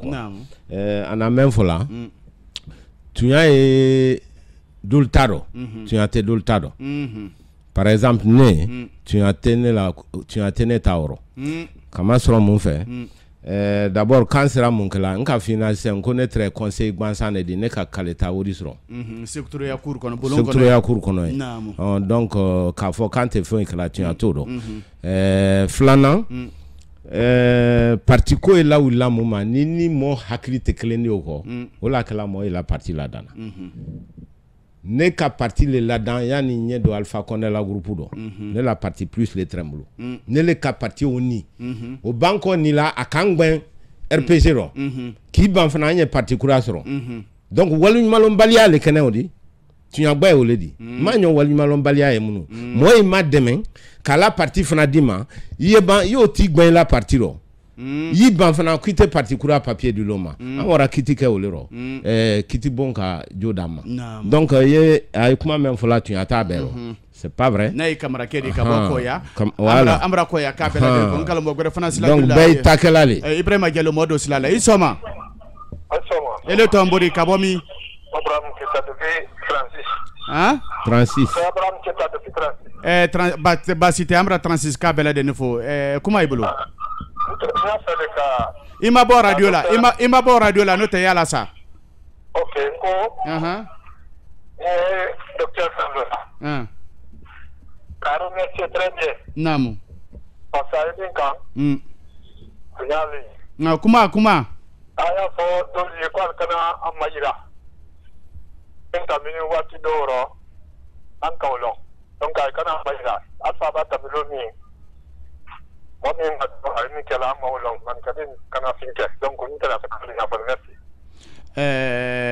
tabarkala ko barka en kalo mo gore fana sila julla watina allo iso mambori wa alaikum salam ele to kabomi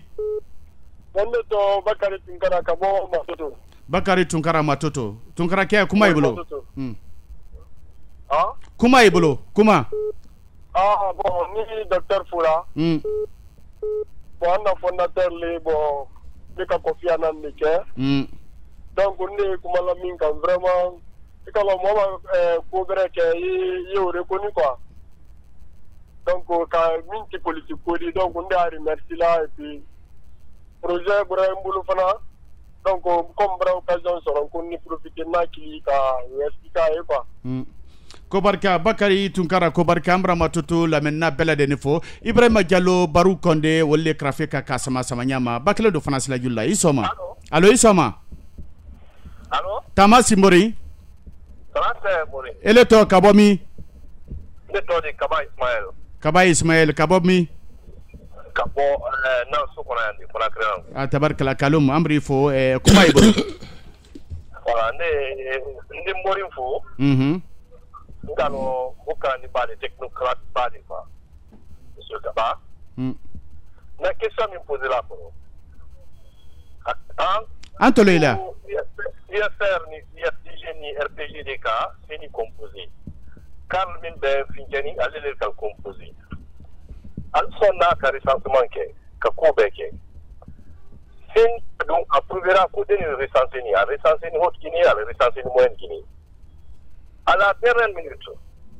peut-être UFDG Raye à la Pertiado. Comment se fait-il que allez donc à pour le qual fallait la molle la Carlo allez soir allez que à la Canada. Comment se fait-il qu'à la dernière minute allez d'ici à la UFR ko UFDG ko quoi les mots et pourtant UFR quand même signalé de l'assemblée là à la loi là. Allèlement et bancaire, pourquoi les blancs UFDG ou quand législatif saboté oui qu'il est né morier technocrate les politiciens vous les traitez la question Ismaël Kaba Kobarka Amra Sokonola Bela den fo docteur Ibrahim Burinke Kame ouais di haketo ni rono je bin krokroni nka fo sisen mais molte kuma la mena ko FNDC ko an tambla la UFDG ko UFDG libla lan ko e ko fo sen anu ye 3e mandat ko kala la depuis 2001 Conte jamana ro hambi anye kele klimpe wala jon la nan jon kan o gbani bon donc je crois que al Canada molma mo ba kuma anya la men ne tembla la UFDG ko UFDG le ni blala an ko ba UFDG la position elle mané nka fo sem ko mo fla la position elle mané 3e mandat ko do an ka Conte que le 3e mandat ko do anya Alpha Condé que la 3e mandat ko do mais celui kera Conte fait 3e mandat ko do Alpha Kele Alpha fana ka 3e mandat Kele bia et 3e mandat fait o mo fla le position elle mani ani ya no le donc amala UFDG kan UFDG le lanan o bra famu ya Ibrahima Diallo modo fana sila julla allo isoma tamasi awa ile to kabomi Imam Mara Besia Imam Mara inomo kuma iblo nakata Dr. Manika manka e 3e mandat ko na tro atene kulla gine kelende mondi ina pero tanto ni ke Côte d'Ivoire Ouattara a ta présenté Mungo Matie wolo journaliste ka Sénégal président Macky Sall akoko a présenté là ko parce que na ma président na ma 3e mandat ke wala momi gouvernement ra dai ta barakuma alto momi da cité de namma pourquoi la Guinée bu ma ba ke la te akoko tente ko ado man kai ko ku ba ta wu juan kwa to ta do ici donc vraiment ay bu ma da bla nan fa ko ko di 3e mandat ke na ba ka ga ma da tabarkala Imam Mara docteur Idi Imam Mara jabi wati Ibrahim na ambulu ma nya gregrema Imam Mara na men fola 3e mandat ko d'abord comment il s'appelle Ouattara ama kanate bara o tekela wati doni o la flomno ma fo den ko 3e mandat lotala Macky Sall fana ma fon ka lotala mais problème mais la Guinée o le problème que to jamana o bedo bon saria sosole ni 3e mandat ko kain ici tuma yafo mais ni moltese benakuma clément il est au yelema alaban yi wolo problème yo le di yere soso problème yo le di saria soso problème o le di tabarkala arabaden klente setola imam yala ale mais imam de akalo ka klente imam yala tabarkala docteur Ousmane Kaba ana invité très wole dibi docteur l'erfla minute bi sabaleni anye badu kanan kan kuma kana bangi may blo kala c'est pades ni par la Guinée jamama minute nya kilendo nya fait ka kuma sabale fo ikalo anye kuma lambra mollenye donc kuma do e fonyo fana fo naam FNDC koni jusqu'à présent mo chama ya tanya ela komuna ani anye bola jamao do ikalo mranya fo ben senko saria sosole bravo an kana jamana ko do nyombulo alan kisi kantanka boli fenfen kalani ni lajine tunkun saba be nyemol bora ambra mo klempetaro adila man kun kan kona kriamuno donc bay haklisi bay bramo le kunkala ne bola le kambra mol kunka bon ni ne tado funa la dana ankan ado ambe la Guinée kan ambe la Guinée connexel di donc nambe bora be bo anna mo sitado be kalo jamna ni sine mema alan kisi kantanka alan tanka o mamini men kansro o sanjana o nyon kana sro kona kriya surtout wiakan ani telembalia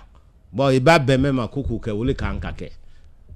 mo Clément Toulama wole Allahu Taala di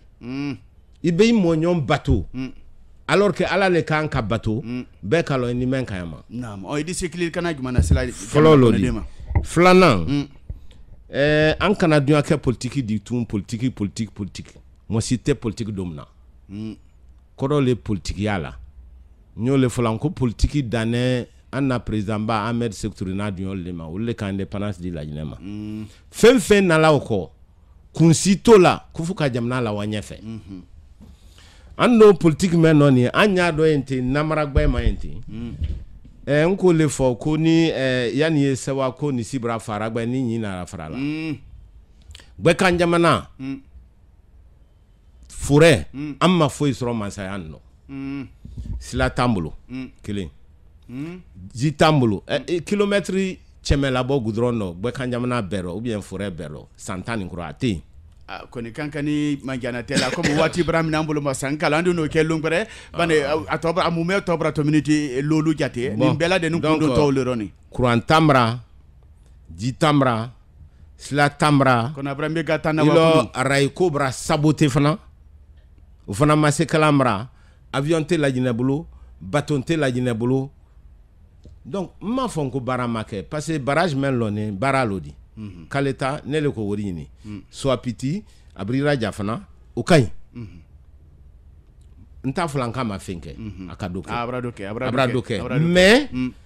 en hakli tremen na wole make gbe kan jamana ko ni tasitaro anya ndaja alkana kele sran kankawa ala ntanka o voilà parce que sonne a da fa albra jamana nan fulu betabi modano wulle namra ninkan ale mo kelen ne très compte fana lamini no donc anya haklisi an kana to kele fudo mandinka kana to kele fudo nala sona o tela kele nya sosila da ku sabana sine sabana ne men folanye anna haklimal bedo politique ro anye politique da tosi bloka muna la jine to lako jamna tollo anye Sénégal men ma fenani mo kranemba mo famunem balu wulle politique la ambraya ay fola le politique ma ko wiya fokane ko manipulation ni le flan ko wiya fote politique lo am wote na wiya fola lenye aya ndaja anna mo sebel yake parce que an menye politique da to sila aba fok bansan ko ministre na to anna soti na na kabla kunti bedi si tele la ko makono o don kan politique la e ba yoro men so du den di ba politique la ko mo man na nkunu ol ba politique la bo yake kala mer ni préfet di andi jama ro fnan kan be mbale ka tout tabarkala docteur Ousmane idi se kilil kana jumana sila lagine kalma fula soso man ka to koroma anyambolo do nyombolo ka don keleni ka bo keleni ni kuma men folani man ka klenten de ka fo mo nyenema e politique la jine kunani mbele la jine kunani mbele ni men fana lawka politicien kana jamana kodo nyombulu ka guerre civile la do antelaro astaghfirullah fu ala ko ke kadol kay judi kadol kay nyini kasro la jine ka be badema a bebolo le kan kado nyombulu kado kleni kabo kleni mo cité la jinea ni me man ka gbansandi ida ye bake man kadi ibramo e flaro ibramo e sosodo ibramo e tukromoro sebeke hakaja ambe basanene anda e fulale di jalo muso de ne ambe la jinea kali donc anye mol bolo de nyombulu an kana jamana kodo nyombulu kusanda na fankaso don mo men yanda fe ulala suali nya so don parce que jamana e si fadi menoni a si fadi bay fe mra fo si c'est courante tatin slatin jité ana dem sen fe men krané ma même akran abe barabaliaro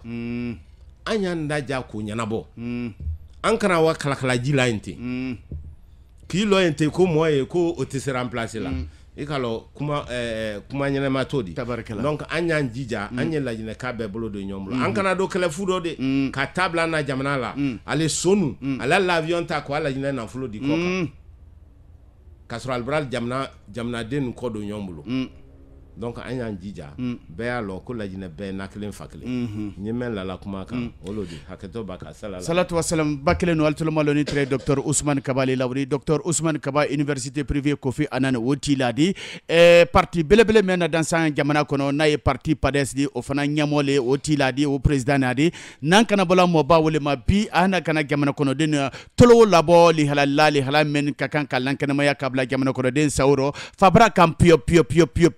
bakele no bi bado ba krafi samantre Ibrahima Diallo le bolo akrefe Barou Condé katrete Ali Mande Mansa Keta alla nyara dia balodi sidi 10h batte minute bisba nalan fonisere mansa di lama andina nyombe alubado kana kelendo dakumbere fanando mendina ke jamana kono dembela deni sawnan kandi mendina ke jamana kono dembela deni munafan kodi docteur Ousmane Kaba kobarka itonda tala kasenma ya radio sabu ike fana invité folo di radio sabu la kakoro ana woli maloni barka bla folinye radio la kakoro kɔrɔ mɔli le men ka magbɛn dugawu la mɔli ye men ka magbɛn al sebrɛya la mɔ seman fana ye men ka lahidi ta an ɲɛ masala kalidɔ nafolotila kalidɔ ale ka lahidi ta alimasi lahidi o ma fala mais e lahidi ta la lomɛ ale ka wonike mɛn yira kan na ani ɲa wonike wole la ali ni ke alla wonike o la ali tolomalon tira alla radio le la fabra radio sabu radio kelen tubabu kan fɔlɔ radio kelen mena laginɛ na radio sabu di sini 10h30 andina ɲɔgɔn bɛ ale gbɛ kɛnɛ dɔ